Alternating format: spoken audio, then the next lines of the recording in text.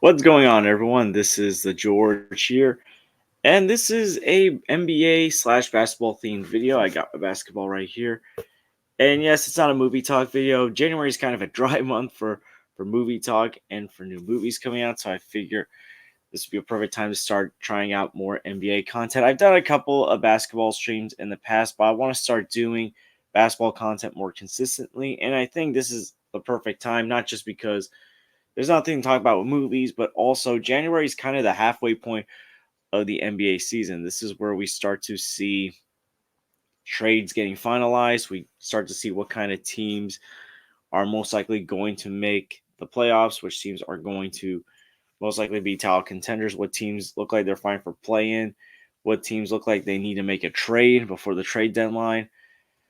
So I'm not going to cover every single NBA team. I'm just going to cover some of the surprises that have been pleasant and disappointing. What teams look like could be the title contenders, and what teams just need to do something right away. So with that out of the way, I'm going to get started with one of the pleasant surprises of this season. This kind of covers a bunch of teams. It's that we're finally seeing some of the younger NBA stars, some of the younger teams finally become NBA juggernauts. We're starting to see some of the younger teams do very well. One of those teams is the Minnesota Timberwolves. The Minnesota Timberwolves have been the best surprise of the NBA season, from being the eighth seed and losing in the first round last playoffs to being the number one team record wise in the West. Now, the West is still up for grabs. I'm going to find the standings to show you. But compared to a lot of these NBA Western Conference teams, the Timberwolves have been far and away one of the better teams in the West. They have won 30 out of their 42 games, and Oklahoma City's starting to catch up. But that's another thing. Oklahoma City, one of the youngest teams in the NBA, has also been one of the surprise teams this year.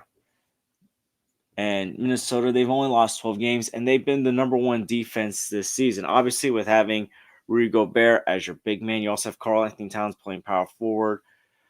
Forward, you got veteran Mike Conley. Some of the stuff's to be expected. Anthony Edwards has been a terrific player for this team. He is arriving as a superstar,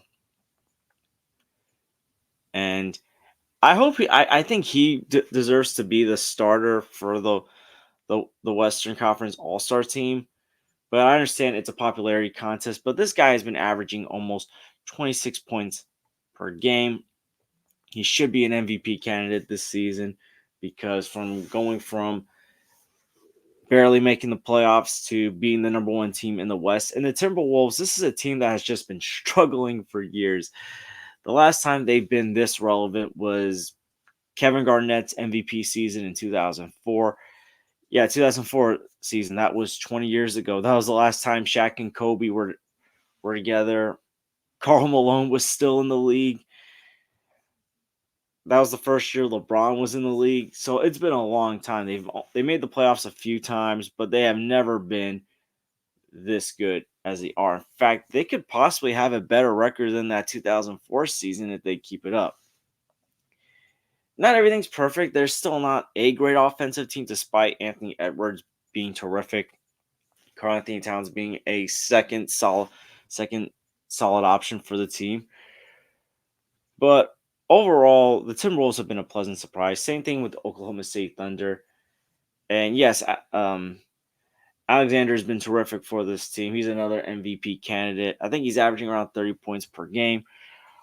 But it's also been their rookie player who is also a contender for Rookie of the Year against Wemby, and that is Chet Holmgren. So Shea Gilgeous-Alexander is averaging 31.1 points per game, and Chet has been averaging 17 points per game.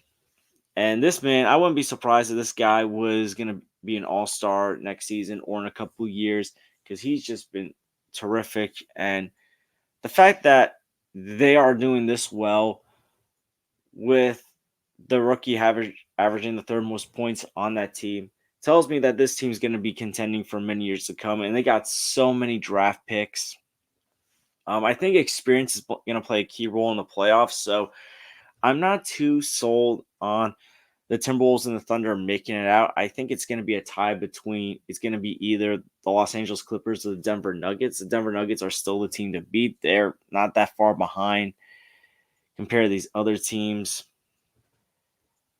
But yeah, these teams, like, I think in the next couple of years, they're going to be contenders. But I can also see one of these teams, maybe the Minnesota Timberwolves, making it to the Western Conference Finals. Right now, the standings in the West, after these teams, are Denver and Los Angeles Clippers. And I did say I think one of those two teams are going to come out of the West. These other teams are up and coming, like New Orleans, Sacramento. Phoenix has been disappointing, but I think they're starting to get together. They've won 4 straight. Kevin Durant has been healthy this season so far. It's been Bradley Beal's health that's been a concern, but Bradley Beal's starting to gel with the team. The thing is, this team needs either a true point guard or a strong wing player. But I mean, they're starting to win now, so they may not make any moves at the moment. The teams in the West that I think definitely need to make some moves though are the Los Angeles Lakers and the Golden State Warriors. Because the Lakers, the moves that they made last season that helped them not just win the playoff but get to the Western Conference Finals, they haven't been panning out as much. Like LeBron's been playing great despite this being year 20, I think, or 21. Like he's still playing very well. Anthony Davis has been playing well, and he's also been healthy. I'm gonna double check to make sure, and I'll also switch the screen to show. But I know like Anthony Davis has also been terrific like this season. But the thing is, even though your two best players are playing terrifically, everyone else hasn't been. So I'm going to put up the Lakers.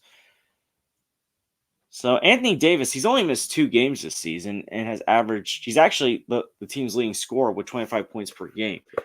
LeBron with almost 25 points, he's averaging 24.7 points, but he's only missed 4 games.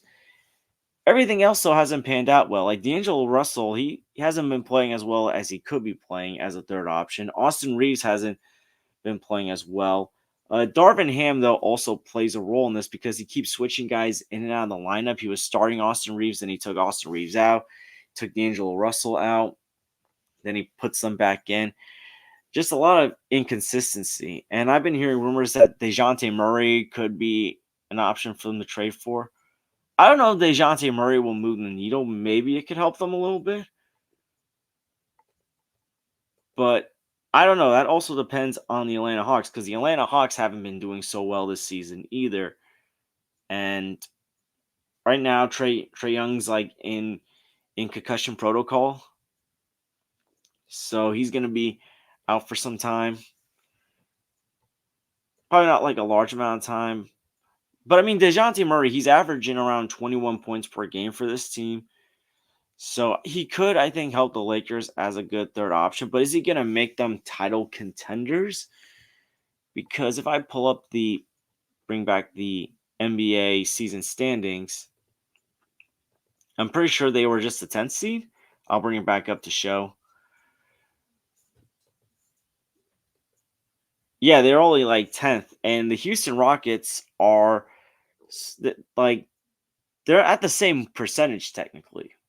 It's just the Lakers have played more games than the Houston Rockets. But the Rockets have been pretty good not good, but okay this season. So there's a lot to do. And Utah's been on a surprise run lately. I know they lost their last 2, but before that, they were winning quite a few games.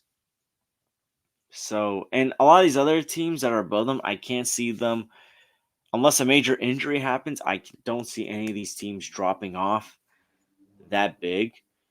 Um, but before I move to the East, I just want to get Golden State out of the way. Golden State has been a major disappointment, but it's like they remind me of the 2013 Los Angeles Lakers, where you've got one great player who is very old, but like is still playing very well. Steph Curry's averaging 26 points per game. He's doing all he can to carry this team.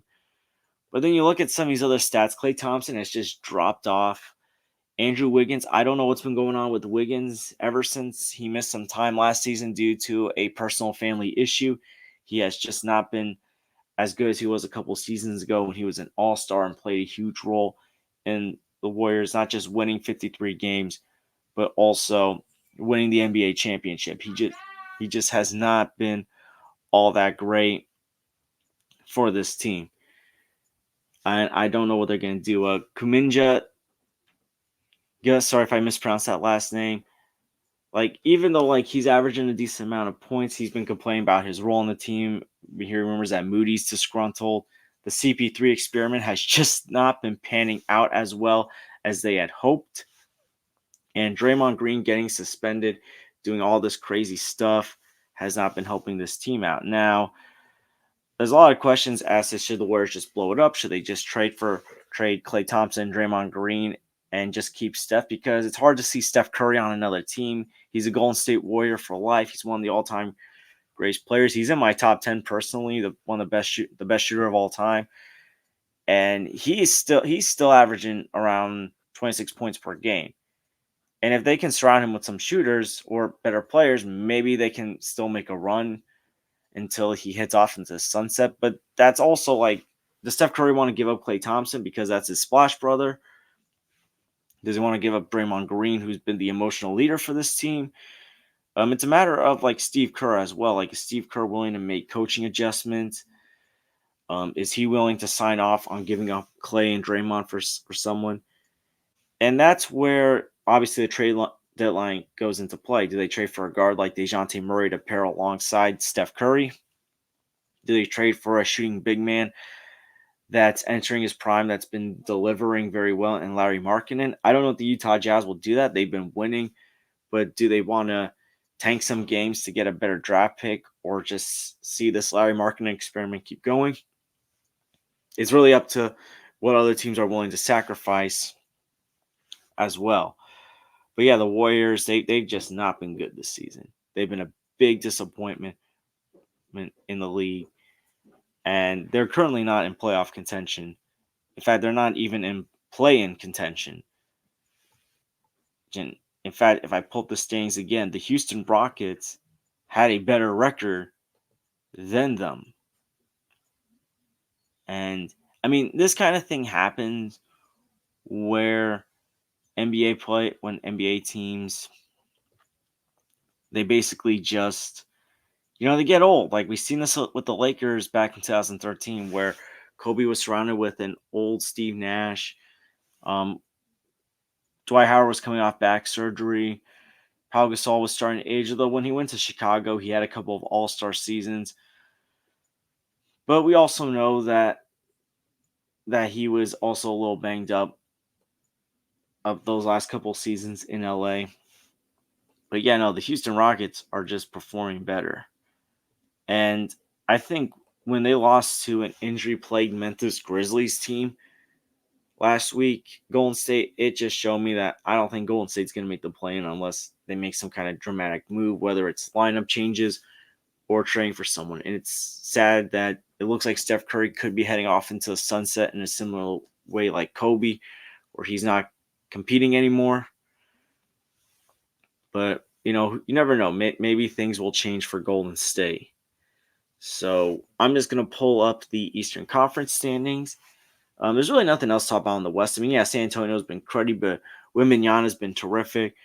Memphis, I mean, when Ja Morant came back and was playing, they looked really good, but they've just been injury plagued. Sacramento, I know they lost 4 straight, but I still think they're going to make the playoffs. They're still a pretty good team. Dallas, I mean, they're better than they were last season. The Pelicans, if Zion can get into better shape and average his points up, New Orleans can be a threat. The Clippers have been a surprise. Like, if you recall, the Clippers, when James Harden first joined the team, they lost a lot of games, like when he first joined. Like, they had a losing record. But lately, since September 2nd, when they beat Golden State by 1 point, they've just been on a tear. They have won They've only lost 4 games in that time span. They have beaten really good teams like the Denver Nuggets, Dallas, recently Oklahoma City. And the funny thing is, like, they're older than the Warriors, but they're also more athletic. And Ty Lue, like, the thing is, this is what I like about Ty Lue, is Ty Lue is willing to make adjustments for the team to be better. Like, obviously, Russell Westbrook, he also played Westbrook played a role in volunteering to come off the bench, and that's been very helpful for them. James Harden as the third option, averaging almost 17 points a game. That's fine. Kawhi and Paul George averaging almost 24 points per game. But it's been Kawhi Leonard being healthy for the most part this season that's played a huge role, as well as Paul George. And that's why I think, if not the Denver Nuggets, this could be the year the Clippers break out, because they also got some solid good role players as well. I mean, they kept Terrence Mann because they've also kept, Zubac. Zubac's been good from the season. And this is like one of those few times, like, there's actually been a couple of trades that we've seen this season, but this is one of those rare times where a trade, because obviously they had to trade some wing players to Philly. We've seen both teams win the trade because Philly's also won it, and we'll get to the East very soon. But the James Harden trade, and I've had my criticisms of James Harden, maybe not on this channel, but when talking to my friends, we're seeing that James Harden is sacrificing finally for this team to do well. And look, he's still averaging a pretty good amount of assists, like 8.4 assists per game. That's still pretty good. But yeah, Clippers, they've turned it around. Kudos to them. And I think Ty Lue is showing that he is a way better coach than people have given him credit for. Now, as far as the East goes, the Celtics are the team to beat. They have won 32 games. That's the most games in the NBA. They've got one of the best starting lineups. Jason Tatum averaging nearly 27 points per game. Jaylen Brown averaging around 23 points per game. Kristaps Porzingis as a third option averaging 19 points per game. Porzingis has been terrific for this team. The guard duo of Derek White and Jrue Holiday has worked out pretty good so far. Al Horford looks like he's been playing sort of a Andre Iguodala kind of role coming off the bench. Now, we've seen this before where the Celtics have a tremendous regular season, but the question is going to be, can they win the NBA championship? Because they are the favorites right now. In my opinion, they got the best starting lineup. They got a great mixture of talent that is in their prime and veteran talent. Obviously, it's not like previous years where they have bench players that could stand out. I mean, Al Horford's really the only one that stands out. But that's because, like, you can also, like, put Al Horford at the power forward or center and take any of these guys out, and then plug in another one and take another one out. But the Celtics, they've had one of the best offenses in the league, and I'll put that up actually as well, because this is what's going to tie into some of these Eastern Conference teams. Sorry, but yeah, Celtics have had one of the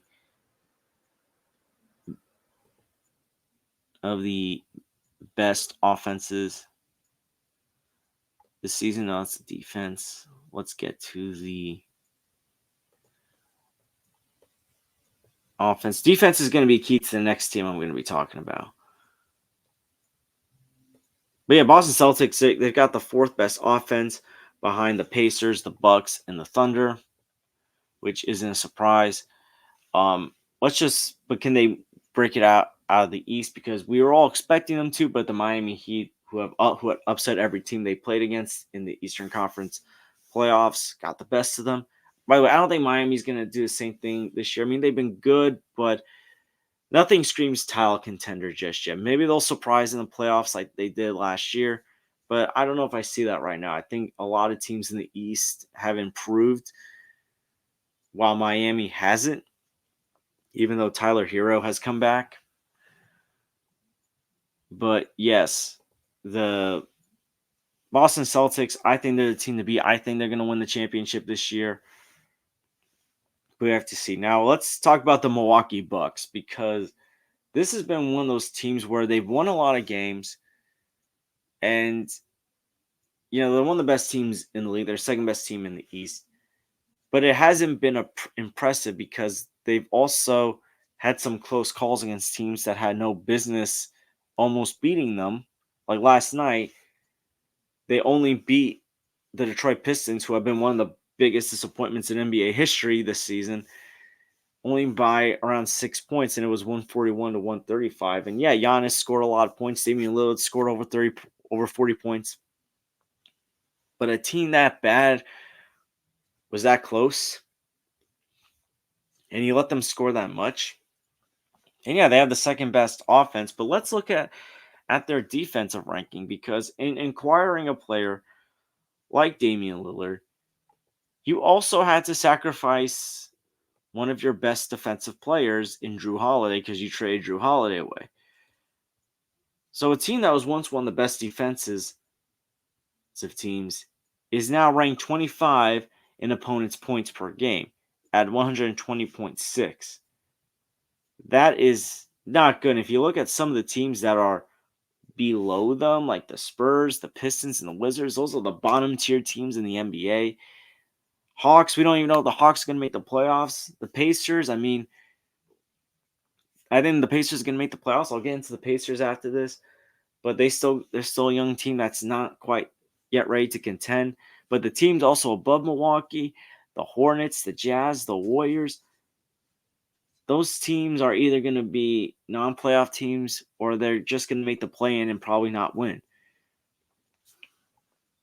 That's kind of scary, especially if you have a first round series or second round series against the Pacers, who can be an opponent in the playoffs for them. And the Pacers have been one of the best offenses this season. I mean, Tyrese Halliburton's just been terrific, averaging 23.6 points per game, averaging over 12 assists per game. And now Pascal Siakam got traded to the Pacers, and Siakam's an all-star that's still in his prime.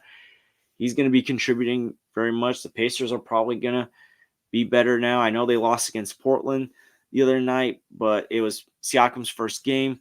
Once they get into the hang of things, they'll probably start winning more games.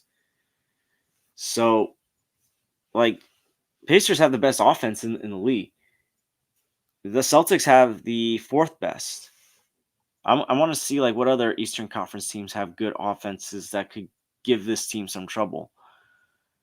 Philly, ever since they traded James Harden away and got some wing players, we've seen Tyrese Maxey step it up. He's been terrific. I think as a second option, Joel Embiid's still playing very well. Their wing players that they've gotten have been playing very well.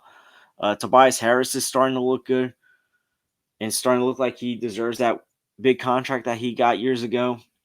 Yeah, Pacers, 125.4 points per game. Another team that has a good offense, even though I don't know if they're going to make the playoffs or get past the play-in, the Atlanta Hawks. If you play the Atlanta Hawks in the first round and they got this kind of offense, that's going to be a series that could drag on. And obviously Philly's got another great offense. So, yeah, the Bucks got to turn it around defensively. I get it. Chris Middleton's been in and out of the lineup. One of their better defensive players, Jay Crowder's been out for a while. But still, they got to fix something with their defense. Their offense has looked great. And it's not just been Damian Lillard being added to the team. Malik Beasley's been a very good, solid three-point shooter and a pretty good shooting guard. In fact, I would say he's probably the best starting shooting guard that they've had in a while. Bobby Portis has still been very good coming off the bench for them. But, even the Bucks have had a lot of wins and some good wins against some good teams. They've also had some messy wins. And there's been some games where they've either lost or just barely won, and Giannis has had career highs.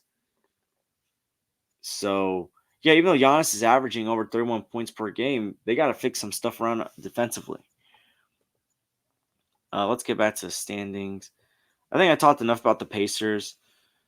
They've been a pretty good team. Cavaliers are starting to catch up. They started slow, but they've won 7 straight. And it seems like the Donovan Mitchell trade rumors have slowed down. When I was talking about trade rumors before, I didn't mention Donovan Mitchell because now that Cleveland's starting to win, and when guys start coming back, they could probably take off as a 4th seed. Um, Obviously, other teams are starting to catch up in the East as well. The Knicks, ever since they traded it and got OG Anunoby, they've been terrific. Jalen Brunson needs to be on the All-Star team. I also think you gotta get Julius Randle on there. Randle's been terrific.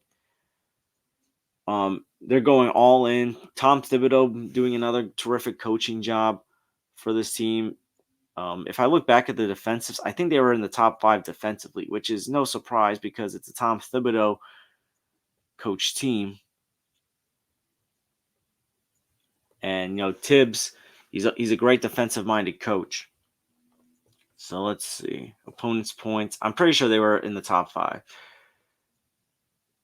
Yeah, they're top 3. So the only 2 teams that are ahead of them are the Minnesota Timberwolves, which I said before was the best defensive team, and the Cleveland Cavaliers. So no, they've been very good. Good the Knicks. And you know what? It's a good thing to see the Knicks winning. But ever since they traded for Anunoby, they've just been a terrific team. Let me look at the schedule.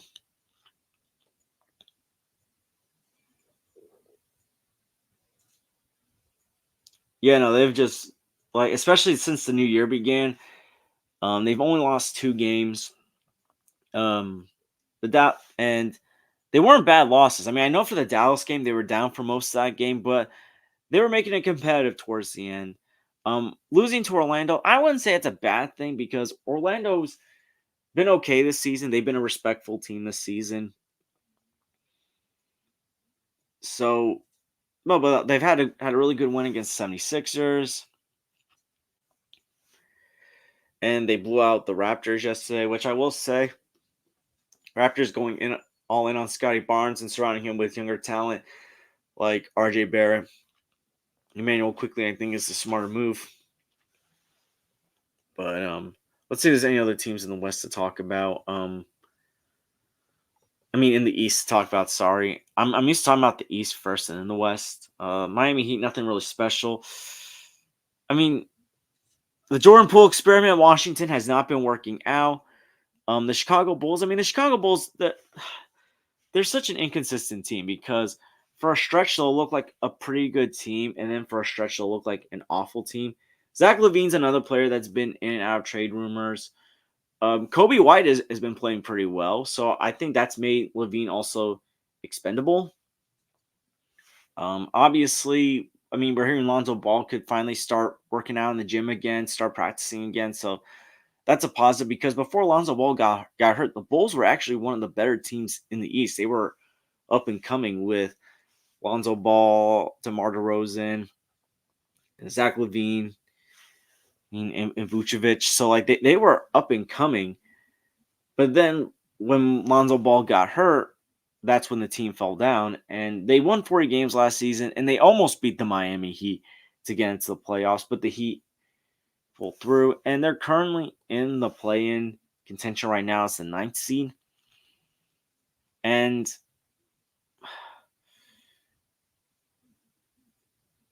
if the season were to end right now, I think they can beat the Hawks.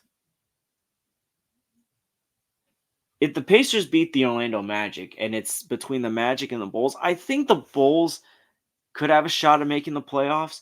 But it's like the Chicago Bulls, if you're the Chicago Bulls, do you want to stay in what I call NBA hell where you're a first round exit team or just missing the playoffs, but you're not getting a high lottery pick? Or do you want to just go all in on a rebuild?